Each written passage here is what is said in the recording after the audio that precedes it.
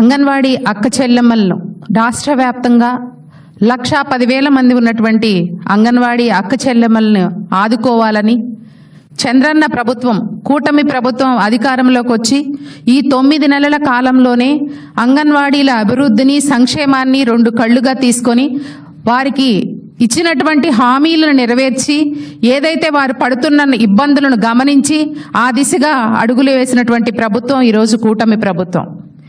గత ప్రభుత్వంలో అంగన్వాడీ కేంద్రాలంటే సమస్యల వలయంలో కొట్టుమిట్టాడుతుండేవి.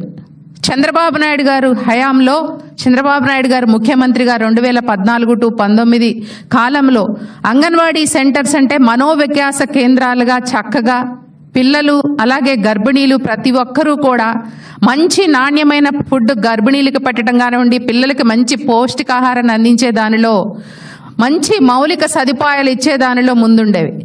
గత ప్రభుత్వంలో జగన్ రెడ్డి పరిపాలించిన 5 సంవత్సరాలలో సమస్యల వలయంలో కొట్టుమిట్టాడి అంగన్వాడీల అభివృద్ధి కానీ అక్కడ ఉన్నటువంటి పిల్లల్ని పట్టించుకునేటువంటి ప్రభుత్వం ఆ రోజు జగన్మోహన్ రెడ్డి ప్రభుత్వం పట్టించుకున్నటువంటి పరిస్థితిలో లేదు.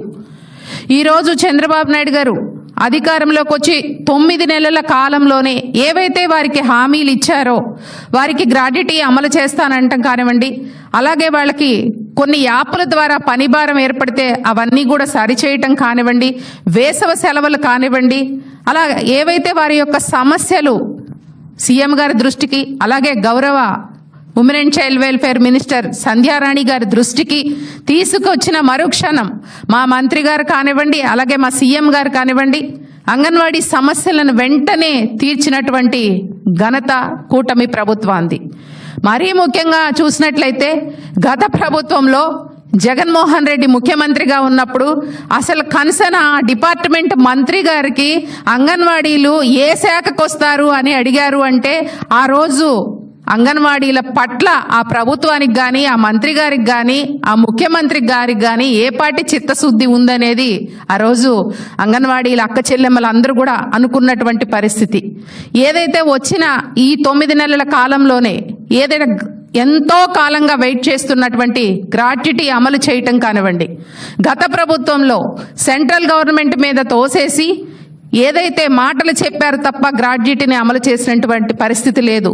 నేను పాదయాత్రలో గత ప్రభుత్వంలో సీఎం గారు ఏం చెప్పారు, తెలంగాణ కన్నా ఆంధ్రప్రదేశ్లో జీతాలు ఎక్కువ పెంచుతామన్నారు.